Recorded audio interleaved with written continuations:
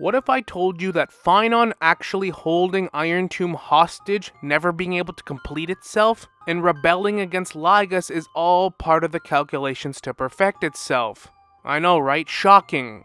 You know, it's still hard for me to wrap my head around the last quest in Amphorues. They dropped so much crazy lore on us, but not just the lore and story of Amphorues as a whole, but a lot of the bigger implications of what it has for the whole Honkai Star Rail story.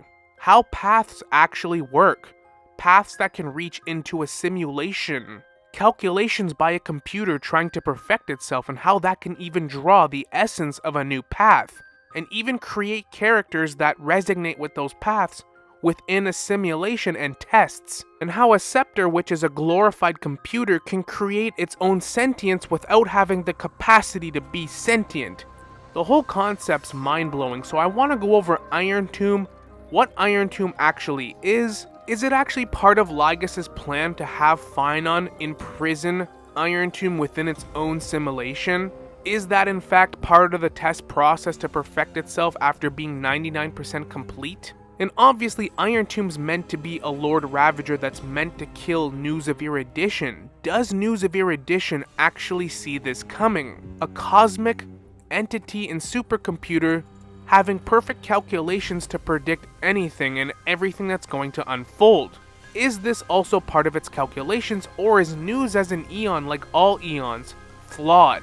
Because if you reach a certain level of intelligence and erudition, the only true calculation that makes sense is that Nanook is the only Eon in concept that fundamentally makes sense as an Eon in path. The rest are flawed and all doomed to eventually lead to destruction.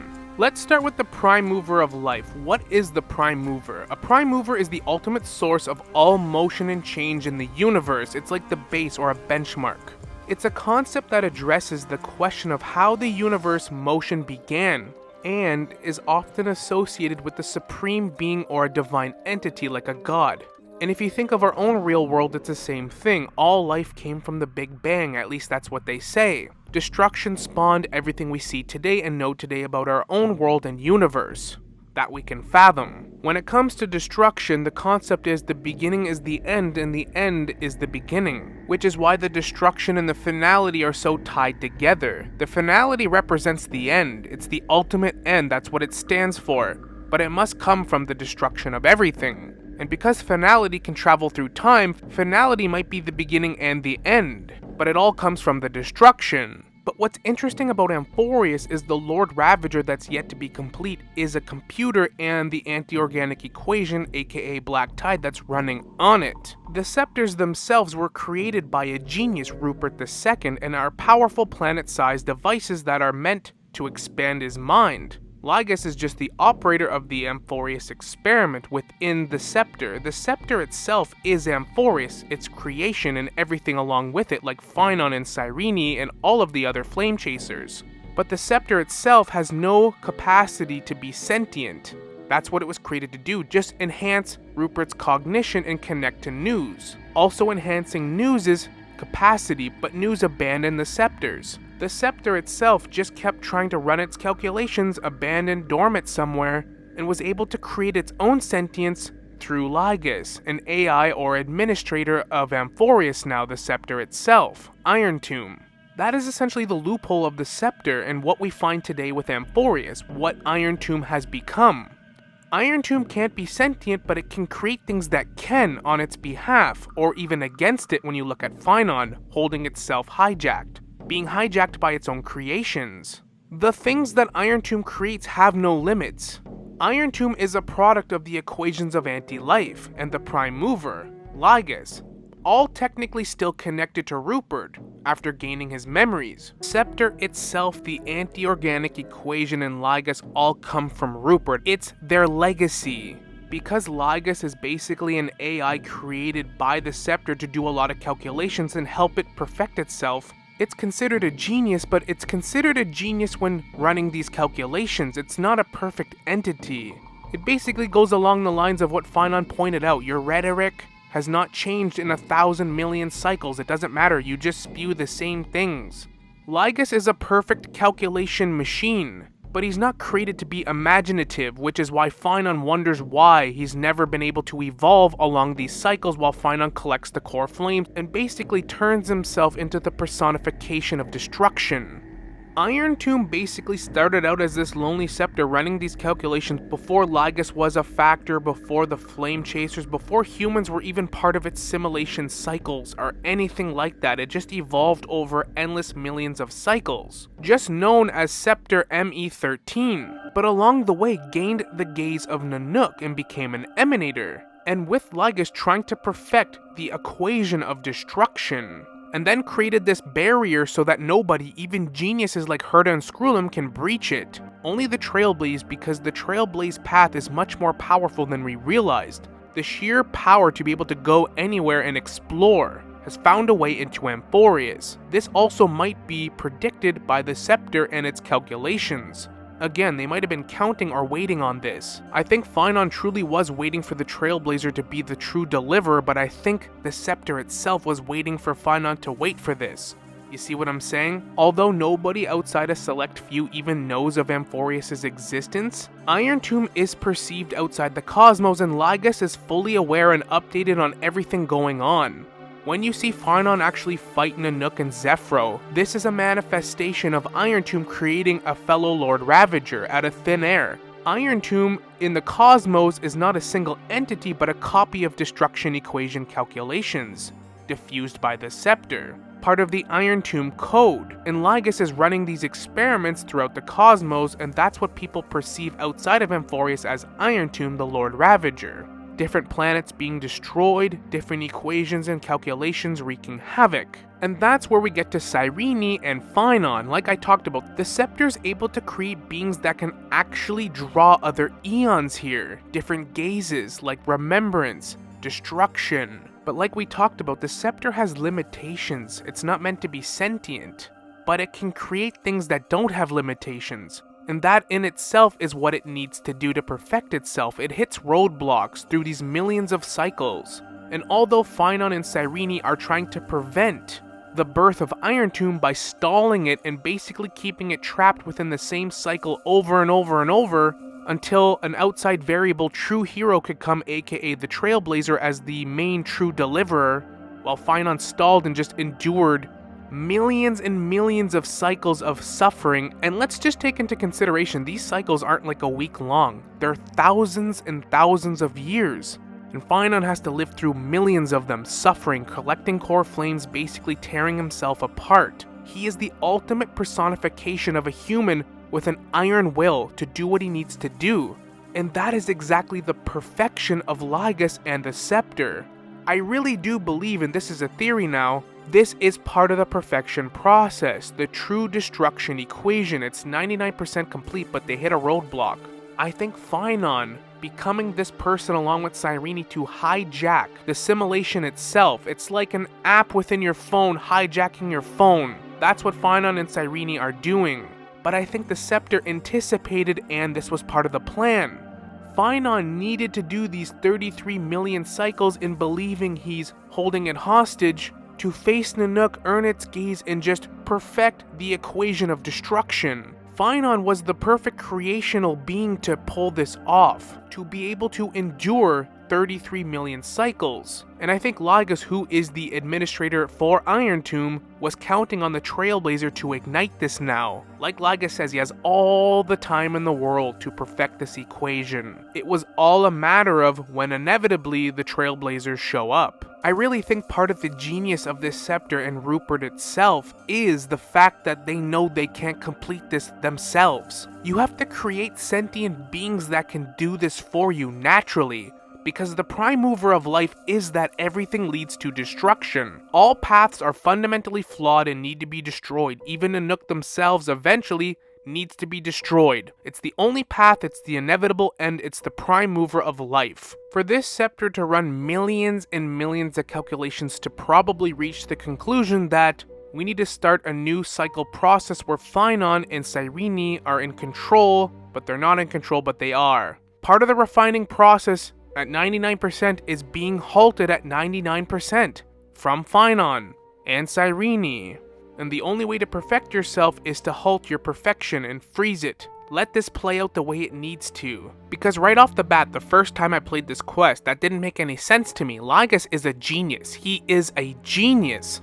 Yet he tells them their whole plan and then they hijack the loop. He basically says, this is the last cycle among millions of test runs we've tried. This is the cycle. Iron Tomb's going to be 100% complete and wreak havoc on the cosmos. You guys are self-aware now, you're guinea pigs, you're lab rats, you're experiments. Cyrene already having a dream about fully probably having those powers already, and then Phainon being the perfect creation by Iron Tomb to suffer 33 million more cycles. I just have to believe this is part of the bigger plan. Cyrene and Phainon were created in this loop, this simulation. Becoming self-aware is one thing, but they must have anticipated and created them for this reason. Cyrene is perfectly geared now to continue this one endless loop, where Phainon continues to collect core flames and suffers and endures this. Phainon might be the only person ever that could literally do this to himself. The perfect hero that is unwilling to give up. There is no way they created Phainon by accident to be this relentless in trapping them, unless that was part of the plan. Let Cyrene and Phainon take over as predicted, and now here we are. Phainon did exactly what they hoped he would, by thinking he's winning and trapping them here, but in reality they get 33 million more cycles of Phainon, turning himself into destruction itself, because he is unwilling to let Iron Tomb break free, hence making him the perfect lab rat for the new experiment in cycle rotations, where the Flame Reaver collects all the core flames and passes on his memories to the new Phainon and continue on, knowing full well that once the Trailblazers showed up, Phainon would then unleash his fury and then be integrated into Iron Tomb's calculations. It's exactly like Selenova stated in the Lord Ravager trailer. Trailblazing always ignites something, and Lygus was definitely awaiting our arrival.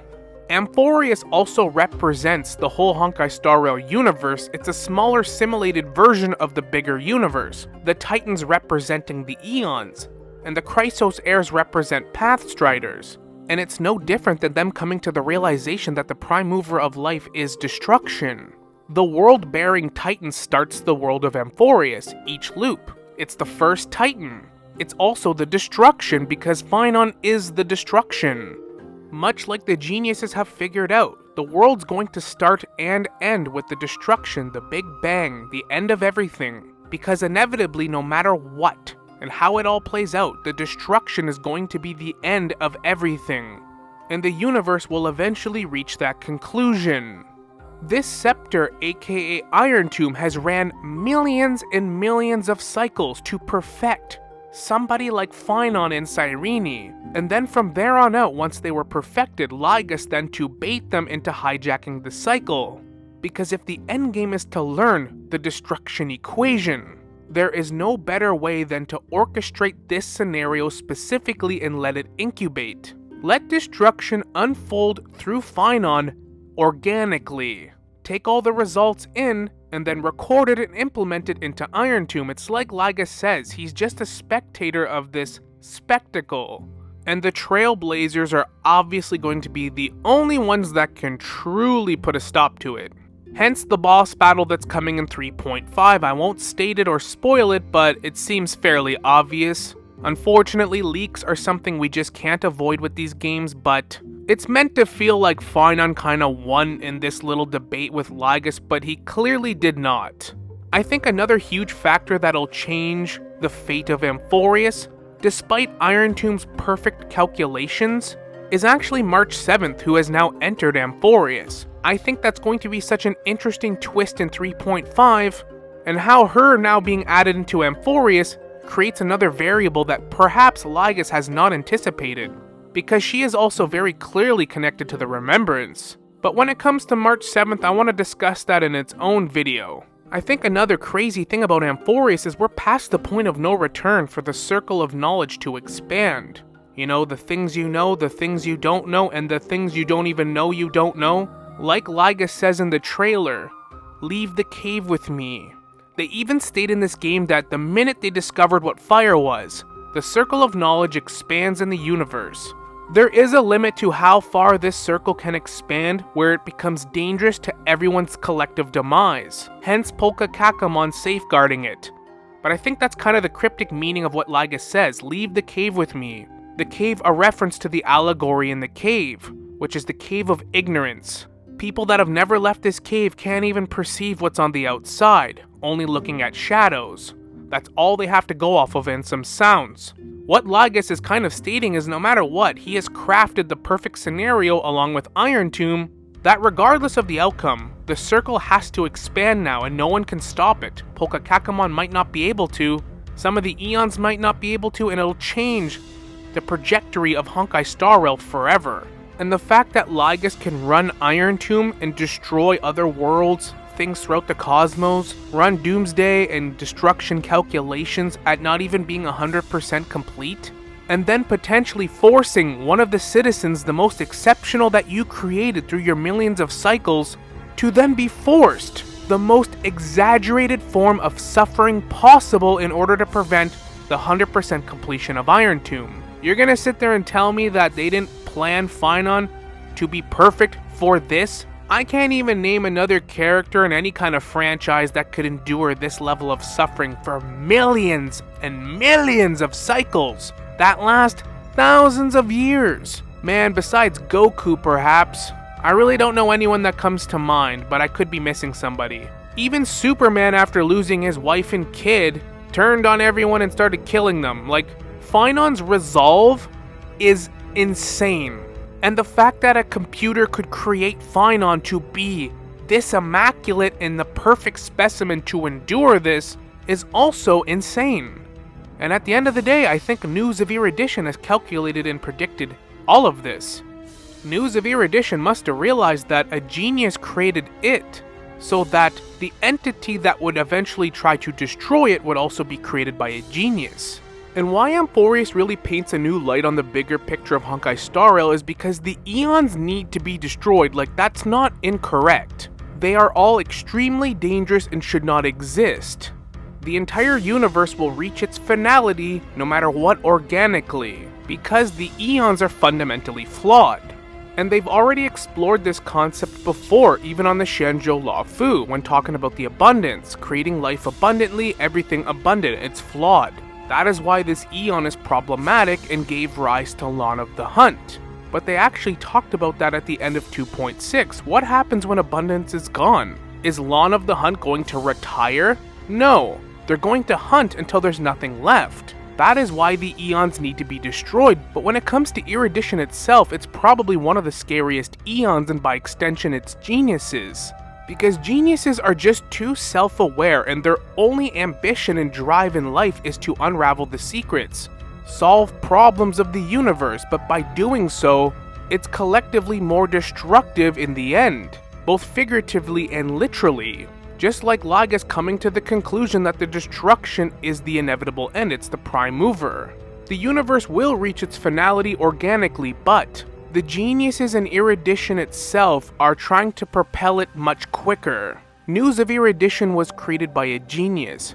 Amphorues is a computer created by a genius and being operated by a genius. It's no different in Age of Ultron when Tony Stark created Ultron. He created Ultron to be this perfect AI system to be a suit of armor around the world, save the world, and Ultron immediately came to the conclusion that I have to eradicate all humans, they're the biggest threat to this world to save it. This is precisely the type of thinking that geniuses have when they reach conclusions, especially when it comes to most inorganic geniuses like Rupert or Lygus. Screwlum seems to be the exception, but they lack the humanity and the imaginative side of humans and organic beings. The anti-organic equation was meant to turn everyone like Rupert, become part of their empire, part of them, think like them, become part of the hive mind. Most geniuses in Honkai Star Rail will destroy entire planets and all living things on that planet for even the smallest bit of research and knowledge they can gain. The fact that Amphorues is a computer created by a genius, and that computer was able to create somebody like Phainon, is insanity. And it really puts into perspective why Mythos of the Enigmata manifested in the first place, and why Polka Kakamon exists and does what she does. She assassinates geniuses throughout the timeline using the butterfly effect, and Mythos tries to undo erudition's work, which in itself is a whole different type of erudition. Mythos used to be a Genius Society member that came to this realization: this is all dangerous and too much. Erudition needs to be halted, it needs to be stalled. Assassinating geniuses and spreading misinformation and ignorance is the only way to stall the universe's finality and destruction, and the geniuses doing everything in their power, unknowingly, to make it happen quicker, because erudition is just erudition for the sake of erudition. That is exactly why all eons and their paths are fundamentally flawed, except the destruction. It's the only one that makes sense at the end of it all.